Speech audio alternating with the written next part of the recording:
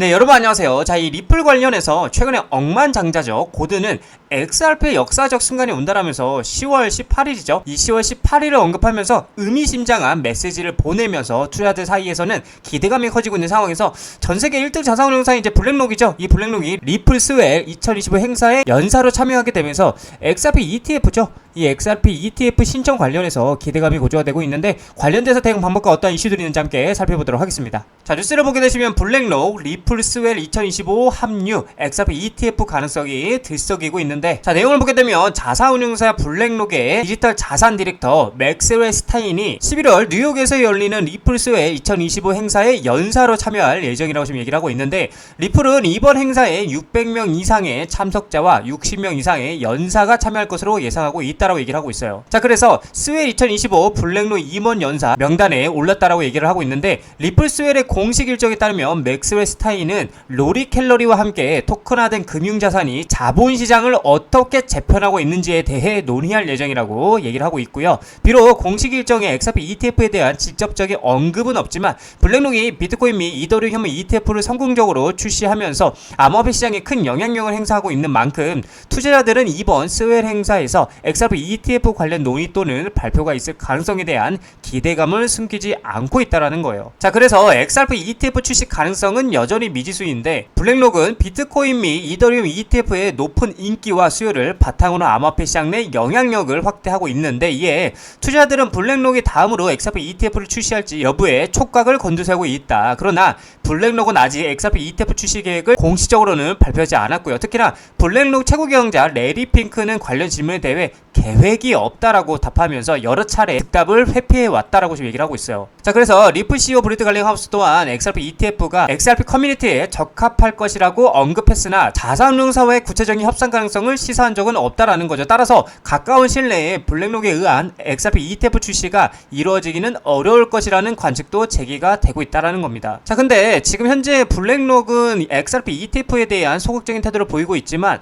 그레이스케일, 비트와이즈 등 경쟁 자산운용사들은 이미 XRP ETF 신청을 주도하고 있고요. 최근에는 앰플리파이 자산운용사가 SEC XRP 옵션 수익형 ETF 신청을 제출하기도 했는데, 이제 관심은 SEC가 10월에서 11월 사이 마감되는 XRP 관련 ETF 신청에 대해 어떤 결정을 낼지에 쏠리고 있고요. 잠재적인 승인이 이루어진다라면 블랙록 또한 XRP ETF 시장에 뛰어들 가능성이 커질 것으로 보인다라고 얘기를 하고 있죠. 자, 그리고 최근에 이제 억만장자 고든이 10월 18일을 언급하면서 XRP의 역사적 순간이 온다라며 의미심장한 메시지를 보내기도 했었죠. 자, 그래서 뉴스를 보게 되면 블랙록 현물 XRP ETF 신청을 주저하고 있는 5가지 이유에 대해서 지금 얘기를 하고 있는데, 자, 일단 이제 비트코인과 이더리움과 달리 고객 관심이 적고 규제 불확실성 등 고려한 듯이라고 얘기를 하고 있어요. 자, 그래서 그 첫 번째 이유로는 이제 제한적인 고객 관심이 되겠고, 그리고 두 번째는 규제 불확실성에 대한 신중한 접근, 그리고 세 번째는 경쟁 심화에 따른 수익률 감소 우려, 그리고 네 번째는 커뮤니티 기대와 다른 데이터 기반 전략이고, 마지막으로 이제 아시아 중심의 낮은 글로벌 수요라고 볼 수가 있는데, 자, 여러분들이 아셔야 될 게,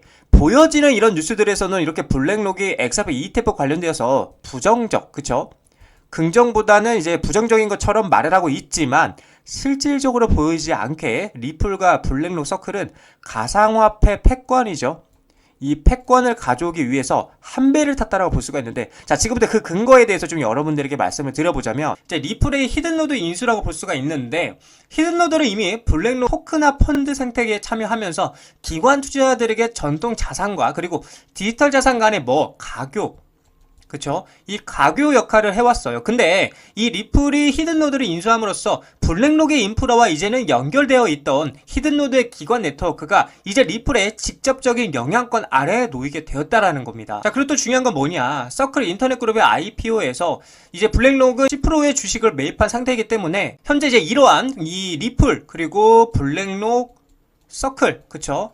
이러한 개별적인 움직임들이 합쳐질 때 우리는 리플의 글로벌 결제 네트워크와 그리고 XRP 레저, 서클의 강력한 스테이블 코인의 생태계, 그리고 블랙록의 막대한 기관 자금력 및 전통금융시장 영향력이 상호 이렇게 작용해서 엄청난 시너지를 낼 수 있는 거대한 그림을 볼 수 있다는 거예요. 규제 불확실성이 이제 해소가 되고 기관 투자자들의 관심이 커지는 이 현 상황에서 이 세 기업의 관계는 암호화폐가 전통금융 시스템에 더욱 깊숙이 통합되는 중요한 흐름을 보여주는 뭐가 된다? 지표.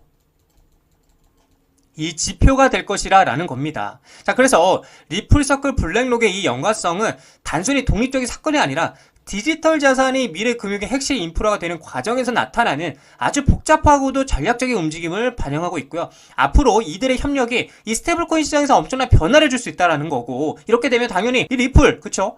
이 리플에게는 엄청나게 크나큰 호재가 될 수 있다라는 관점이다라고 여러분들에게 말씀을 드릴 수 있겠습니다. 자, 리플 차트를 보게 되시면은 지금 현재 상황이 제가 말씀드린 딱 이 자리와 비슷하다라고 저는 여러분들께 계속 말씀드리고 있습니다. 자, 이때도 3,000원짜리 이탈하다가 이렇게 아래 꼬리를 길게 달면서 말아 올리고 다시 한번 3,000원짜리에서 계속해서 횡보하다가 모멘텀을 가지고 크게 상승했던 그림이 나왔던 것처럼, 자, 그래서 지금도 4,000원짜리를 이탈했다가 꼬리를 달고 다시 한번 말아 올리면서 4,000원 부근에서 횡보하고 있는 모습 보여주고 있는데, 저는 여기랑 굉장히 흡사하다고 봐요. 여기도 계속해서 횡보하다가 모멘텀을 가지고 크게 한 번 더 상승을 해줄 거다라는 저는 그러한 관점이기 때문에, 지금도 저는 여러분들에게 계속 뭐라고 말씀드리고 싶냐, 늦지 않았다, 지금도 우리는 매수해야 된다, 계속 모아가야 된다라고 저는 계속해서 말씀을 드리고 싶어요. 지금은 여러분들이 겁을 내야 될 상황이 아니라 오히려 있는 현금을 가지고 계속해서 모아가야 될 상황이다라고 저는 여러분들에게 용기를 내라고, 용기를 가지시라고 말씀을 드리고 싶은 관점이기도 합니다.